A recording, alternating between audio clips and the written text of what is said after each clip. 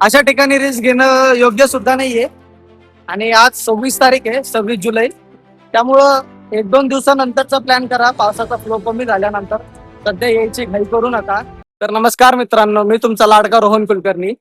आज आम्ही आलोय काळू वॉटरफॉलला फिरायला. सकाळी आल्या आल्या आम्हाला एक न्यूज कळाली की ते काल संध्याकाळी 2 मुलं पाण्यात बुडून मेलेत. त्याच्यामुळे आज काळू वॉटरफॉल बंद राहील. पण त्याच्यामुळे आम्ही थोडं सकाळी लवकर निघायचा प्लॅन केला, जेणेकरून आम्हाला पोलिसांनी धराव नाही. बघू आता फर्स्ट पॅच पर्यंत आम्ही सुखरूप आलेलो आहे. पुढे बघू काय होतं ते. तर मित्रांनो, आपण आता आलेलो आहे एकदम काळू वॉटरफॉलच्या जवळ. तुम्हाला दाखवतो मी.